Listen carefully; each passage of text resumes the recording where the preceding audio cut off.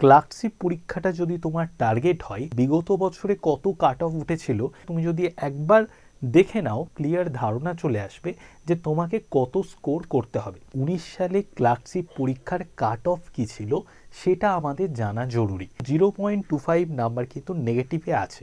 Negative নাম্বারটাকে ধরে রেখে পরীক্ষায় কটা তুমি কোশ্চেন অ্যাটেম্প্ট করবে, কটা ঠিক অ্যান্সার তুমি করে আসবে সেটা কিন্তু মাথায় রাখতে হবে। চাকরি যদি পেতে হয় তাহলে তোমাকে কত স্কোর করতে হবে আমি এই ভিডিওতে বলে দেব। Hello student, welcome to BSCCI YouTube channel. তো দেখো যে পার্ট 1 আর পার্ট 2 দুটো ভাগে ক্লার্কশিপের পরীক্ষা হয়। এই পার্ট 2তে থাকে 100 নাম্বার।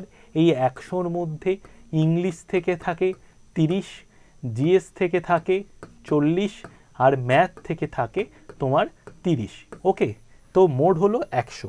এই 100-র মধ্যে আগের বছর মানে 2019 সালে যে ক্লার্কশিপের পরীক্ষাটা হয়েছিল সেখানে ইউআরএ মানে আনরিজার্ভ ক্যাটাগরির মধ্যে যারা পড়ছে তাদের কাট অফ উঠেছিল 65, যারা এসসি তাদের কাট অফ উঠেছিল 48.67, আর যারা এসটি তাদের কাট অফ উঠেছিল 29.87, ওবিসি এদের কাট অফ উঠেছিল 43, ওবিসি বির কাট অফ উঠেছিল 56.33।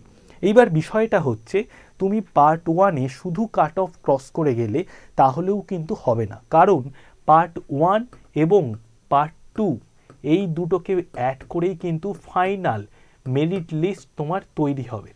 ফাইনাল মেরিট লিস্ট কিন্তু পার্ট 1-এ কত পেয়েছো, পার্ট 2-তে কত পেয়েছো সেই দুটো নাম্বারকে যোগ করেই কিন্তু ফাইনাল মেরিট লিস্ট তৈরি হবে। তার জন্য তুমি যত বেশি পার্ট 1-এ নাম্বার তুলে রাখতে পারবে ততই তোমার জন্য বেস্ট।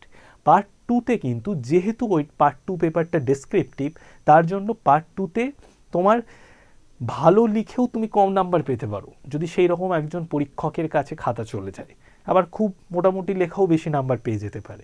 তার জন্য পার্ট 2 জায়গাটা একটা অনিশ্চয়তার জায়গা, কিন্তু পার্ট 1-এ তুমি যত বেশি এখানে যদি 80-85-এর মতো স্কোর করতে পারো তাহলে কিন্তু তোমার জন্য বেস্ট।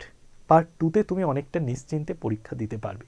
ঠিক আছে, তো ইউআরএ 65, এসসিতে 48, এসটিতে 29, ওবিসি এতে 40, ওবিসি বিতে 56, এই নাম্বারটা কিন্তু কাট অফে উঠেছিল পার্ট 1-এ। এইবার আমরা চলে যাব পার্ট 2। দেখো পার্ট 2-তে ইউআরএ 80, এসসিতে 70, এসটিতে 65, ওবিসি এতে 79, ওবিসি বিতে 72। এটা পার্ট 2-র এই নাম্বারটা কিন্তু কাট অফে এসেছিল। ঠিক আছে, তো এই হলো বলার বিষয়। এই জায়গাটা আমি তোমাদেরকে একটু জাস্ট জানিয়ে দিলাম। আর বিষয় হচ্ছে আমাদের অলরেডি WBPSC ক্লার্কশিপের ব্যাচ চলছে। যারা যারা ভর্তি হতে চাও এই নাম্বারে ফোন করে ভর্তি হতে পারো। আমরা এই ব্যাচের মধ্যে এত কিছু প্রোভাইড করছি। সপ্তাহে 6টা করে লাইভ ক্লাস হবে এবং ওই ক্লাস তুমি রেকর্ড অবস্থায় দেখতে পাবে। 200 ঘন্টার ভিডিও লাইব্রেরি, 1500 পৃষ্ঠার স্টাডি মেটেরিয়াল, ভর্তি হওয়ার সঙ্গে সঙ্গে 13টা ইবুক, 50,000 কোশ্চেন ব্যাংক এবং ফাউন্ডেশন মক টেস্ট, এবং তার থেকে আমরা সব থেকে বড় যে জায়গাটা তোমাদেরকে দিচ্ছি সেটা হচ্ছে 24/7 মডারেটরের সাপোর্ট। তুমি হয়তো অঙ্ক করতে করতে কোনো অঙ্ক আটকে গেছে বা কোনো প্রবলেম, তুমি নতুন প্রবলেম কোনো কিছু তুমি পেয়েছো অঙ্ক করতে করতে, তো সেই জায়গাগুলো যাতে সলভ করা যায় বাড়িতে বসেই, তার জন্য আমাদের একজন মডারেটর ম্যাডাম থাকবেন যিনি সকাল 9টা থেকে 5টা অবধি তোমাদের এই প্রবলেমগুলো সলভ করার জন্যই থাকবেন। তো তাকে ফোন করে এই প্রবলেমগুলো তোমরা কিন্তু সলভ করতে পারো। ঠিক আছে, এই হলো বিষয়। আর এই যে কোর্সের ফিস সেটা কিন্তু 4,999 টাকা। এই 4,999 টাকাতেই এই কোর্সটা পেয়ে যাবে। এবং যারা বিএসসিআইকে চেনো তারা জানো যে আমরা একটা কমপ্লিট গাইডেন্স দিই এবং আমাদের এই ব্যাচের মধ্যে তুমি সমস্ত জিনিস পাবে একদম প্রথম থেকে শেষ অবধি।